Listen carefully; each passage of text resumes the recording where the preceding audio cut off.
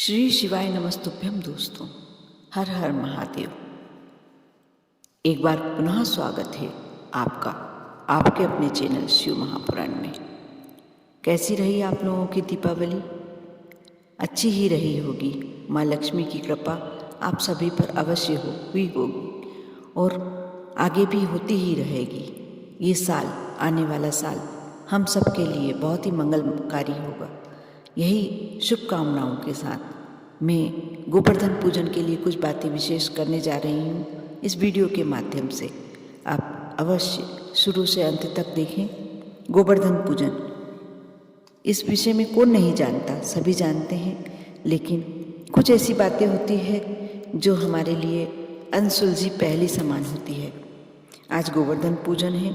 दीपावली के दूसरे दिन अन्नकूट और गोवर्धन पूजन की जाती है। मूलतः यह प्रकृति की पूजन है जिसका आरंभ श्री कृष्ण ने किया था। इस दिन प्रकृति के आधार पर्वत के रूप में गोवर्धन की पूजन की जाती है और समाज के आधार के रूप में गाय की पूजन की जाती है। यह पूजा ब्रज से आरंभ हुई थी और धीरे धीरे पूरे भारतवर्ष में प्रचलित हो गई। क्यों न हो, क्योंकि गौ माता से ही आज हम देखा जाए तो हम हर चीज़ के लिए गौ माता पे ही डिपेंड हैं, उन्हीं पर आश्रित है। उनकी पूजन करना हम हिंदू धर्म के लोगों के लिए बहुत ही आवश्यक और ज़रूरी है। हमें गोवर्धन पूजन के लिए सुबह स्नान से जब हम निवृत्त हो जाते हैं, उसके बाद हमें घर के मुख्य द्वार पर गाय के गोबर से गोवर्धन की आकृति बनानी चाहिए। गोबर का गोवर्धन पर्वत बनाएं, पास में ग्वाल बाल पेड़ पौधों की आकृति बनाएं, जो आपसे इजीली बन जाए, आसानी से बन जाए, आपको अवश्य बनानी चाहिए। मध्य में आप भगवान श्री कृष्ण की मूर्ति रख सकते हैं। इसके बाद भगवान कृष्ण ग्वाल बाल गोवर्धन पर्वत का षोडशोपचार पूजन करें। पकवान और पंचामृत का भोग लगाएं। गोवर्धन की पूजन की कथा करें, सुने, प्रसाद वितरण करें और सबके साथ भोजन करें। आज के दिन का सबसे बड़ा महत्व होता है। कहते हैं भले ही साल भर हम पूरा परिवार अलग अलग भोजन बनता हो, अलग अलग रसोई हो, लेकिन आज के दिन सभी के यहाँ का भोजन या तो एकत्रित होकर करना चाहिए या एक ही जगह सभी का भोजन बनना चाहिए। ये हमारे लिए विशेष। अन्नकूट का कथा कुछ और है, पूजन कुछ और है, लेकिन सिर्फ समझाना यह चाहते हैं भगवान कि हम सबको एक साथ भोजन करने का जो आनंद है वह अवश्य लेना चाहिए। जब हम एक साथ मिलकर पूरा परिवार साथ में बैठ के भोजन करते हैं तो हमारे कई प्रकार के समस्याएं, रोग, बीमारी, जो विवाद, ये सब समाप्त हो जाते हैं। आप करके देखिए, एक साथ भोजन करने का जो आनंद है, बहुत सारी बातें निकल कर आती हैं, बहुत सारी चर्चाएं होती हैं। कुछ हम अच्छी बातें दूसरों के साथ शेयर करते हैं, कुछ दूसरों से सुनने को मिलती है। कई बार हमें छोटे छोटे भी परिवार के सदस्य ऐसी बातें बता जाते हैं जो हम कभी बड़े होकर भी नहीं कर पाते। इसलिए आज का दिन सबसे बड़ा यही महत्व रखता है कि सभी के भले ही अलग अलग रसोई बनती हो, सभी का भोजन एकत्रित किया जाए या एक ही घर में सभी के लिए भोजन बना जाए और सब मिलकर करें। आज की पूजन में वरुण देवता, इंद्र देवता, अग्नि देवता की भी पूजन करने का विशेष महत्व होता है। साथ में गायों का श्रृंगार करके उनकी आरती की जाती है। जिसके पास गोधन होता है, जो गौ रखते हैं, गौ पालन करते हैं, उनके लिए गायों की पूजन करने का विशेष महत्व होता है। साथ ही जो नहीं भी रखते हैं उन्हें भी आज के दिन गायों की पूजन करनी चाहिए, क्योंकि आज का दिन गायों के लिए विशेष होता है और उनकी आरती की जाती है, उन्हें मिठाइयाँ खिलाई जाती है, भोजन कराया जाता है। गाय के गोबर से ही गोवर्धन पर्वत की प्रतिकृति बनाई जाती है, इसीलिए पूरी तरह से आज का दिन गायों को समर्पित होता है। मैं इस वीडियो में 2 उपाय बताने जा रही हूँ। पहला, संतान प्राप्ति के लिए। जिस दंपति को शादी के विवाह के कुछ सालों बाद तक संतान प्राप्ति नहीं हुई है, संतान सुख नहीं मिला है, वह ये उपाय करें, अवश्य उनकी मनोकामना पूर्ति होगी। दूध, दही, शहद, शक्कर और घी से पंचामृत बनाएं। इसमें गंगा जल और तुलसी दल मिलाएं। भगवान कृष्ण को शंख में भरकर पंचामृत अर्पित करें।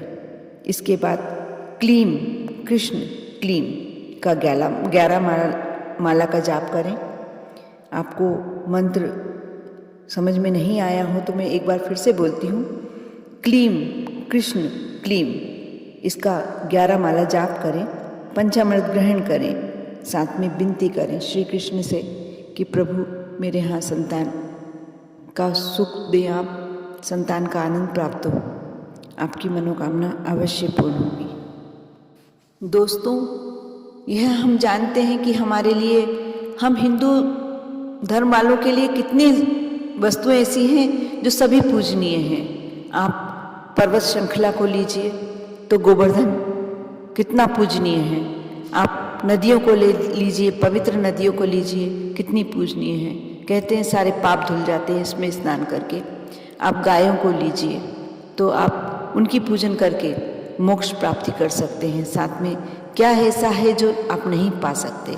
आप यदि गायों को नियमित एक रोटी भी अपने घर से निकाल के देते हैं तो आपको कहीं ना कहीं इसका प्रतिफल अवश्य प्राप्त होता है। आप इसलिए आपको इस बात पे गर्व होना चाहिए कि हम हिंदू धर्म में पैदा हुए हैं। आप यह छोटे छोटे से उपाय करके सुख समृद्धि सभी पा सकते हैं। आप इस एक और मैं उपाय बताने जा रही हूँ, आप उस उपाय को अवश्य करिए। आप आज के दिन अवश्य गाय को हरा चारा खिलाइए, साथ में थोड़ा सा गुड़ और चने की दाल यह रख के खिलाइए। आज के दिन जो भी यह करता है, पहली बात तो यह गोवर्धन पूजन का दिन है और दूसरी बात आज शुक्रवार का दिन है। आप आज शुक्रवार के दिन यदि माँ लक्ष्मी के लिए आप इतने कार्य करते हैं, क्योंकि गौ माता भी एक तरह से लक्ष्मी का ही रूप होती है, आप अवश्य यह कार्य कीजिए। गाय को घास डालिए, उसमें थोड़ा सा गुड़ और रोटी अवश्य रखिए, चने की दाल अवश्य रखिए। आपके घर में अवश्य लक्ष्मी की प्राप्ति होने लगेगी, लक्ष्मी का आवागमन बढ़ जाएगा। साथ ही मैं एक और उपाय बताने जा रही हूँ आज के दिन करने का। आप यह उपाय अवश्य करिए। कार्तिक का महीना, गोवर्धन पूजन का दिन, साथ ही शुक्रवार, ये तीनों योग ऐसे मिल रहे हैं। आपको इस दिन भूलकर भी एक कार्य नहीं करना चाहिए। आज के दिन दीपावली पूजन के दूसरे दिन कई जगह कई स्थानों पर ऐसा होता है कि किन्नर आते हैं और अपनी दक्षिणा ले जाते हैं। अब हमारे घर में कहते हैं किन्नर तभी आते हैं जब आपके यहाँ कुछ खुशी होती है, उत्सव होता है, कभी दुख में नहीं आते हैं। जब आपके यहाँ कोई मातम की स्थिति हो तब कभी भी किन्नर कुछ लेने नहीं आएंगे। आपके यहाँ नई बहू आई है, कोई पुत्र रत्न की प्राप्ति हुई है या कोई शुभ उत्सव है, तभी आपके यहाँ किन्नर आएंगे। आज कहीं कहीं कोई स्थानों पर किन्नर आते हैं, आपसे कुछ धन, कुछ रकम की उम्मीद रखते हैं, कुछ पैसे की उम्मीद रखते हैं, साथ ही अनेक आपको आशीर्वाद देके जाते हैं। इसलिए ध्यान रखें, आप बिल्कुल भूल कर भी ये गलती ना करें कि आप किन्नरों का अपमान करें। आपकी जो श्रद्धा हो, थोड़ा बहुत ज़्यादा कुछ भी, क्योंकि ये बात का आपको अवश्य ध्यान रखना होगा, ये हमारी खुशी में ही शामिल होते हैं, दुख में नहीं। इसलिए आप भूल कर भी ये कार्य ना करें कि उनका अपमान करें। आप जो भी आप दे सकते हैं आप खुशी से दीजिए, उनको खुशी से अपने घर में उनका सम्मान कीजिए, सम्मान सहित उनको जो भी आप दे रहे हैं सम्मान सहित दीजिए। और यदि वह अपनी इच्छा मर्जी से आपके हाथ में एक सिक्का रख जाते हैं या आप बोल कर ले सकते हैं और ये सिक्का आप यदि अपनी तिजोरी में रखते हैं तो आपके यहाँ कभी भी धन संपदा की कमी नहीं होने वाली। इसलिए आप यह कार्य अवश्य कीजिए। आज किन्नरों का सम्मान, जिनके यहाँ आते हैं आप किन्नरों का सम्मान कीजिए, उन्हें दक्षिणा दीजिए और आशीर्वाद में आप उनसे एक सिक्का प्राप्त कीजिए और ये अपनी तिजोरी में रखिए। आप ये तीनों उपाय जब कर लेंगे, आप देखना ये चमत्कारी परिवर्तन आपके जीवन में आने वाले हैं। आप अवश्य ये उपाय करिए। आप लोगों को गोवर्धन पूजन की बहुत बहुत शुभकामनाएं। ओम नमः शिवाय।